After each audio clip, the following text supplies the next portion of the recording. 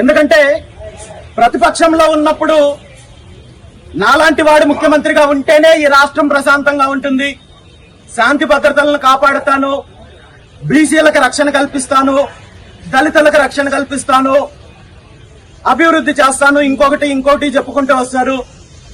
ఒక్కసారిగా అధికారంలోకి వచ్చిన తర్వాత తను చెప్పిన మాటలు కానీ వాగ్దానం కానీ ఆ మైండ్ సెట్ కానీ పూర్తిగా మారిపోయి తనలో ఉన్న మరో రూపాన్ని తీసుకొని వచ్చి రాష్ట్రంలో తన పార్టీకి సంబంధించిన కార్యకర్తలు నాయకులు యథేచ్ఛగా ఎలాంటి నేరాలు చేసినా హత్యలు చేసినా కాపాడడానికి నేనున్నానని చెప్పే భరోసా ఇచ్చే విధంగా చంద్రబాబు నాయుడు గారి ప్రభుత్వము వ్యవహరిస్తోంది.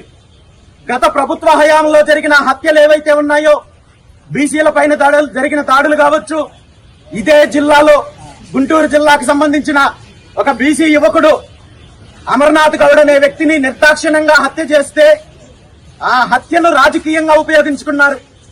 అదేవిధంగా ఒక దళిత డాక్టరు సుధాకర్ గారిని హింసించి వేధించి గత ప్రభుత్వం హత్య చేస్తే దాన్ని తన రాజకీయం కోసం వాడుకున్నారు చంద్రబాబు నాయుడు గారు, తెలుగుదేశం పార్టీ.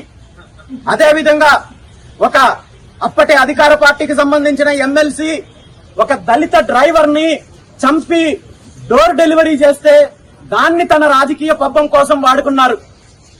కానీ ముఖ్యమంత్రి చంద్రబాబు నాయుడు గారు అధికారంలోకి వచ్చిన తర్వాత వీటన్నింటిపైన ఏమాత్రం చర్యలు తీసుకోకపోగా గత 16 నెలల్లో అనేక రకాలుగా దళితుల పైన దాడులు జరుగుతున్నాయి, బీసీల పైన దాడులు జరుగుతున్నాయి.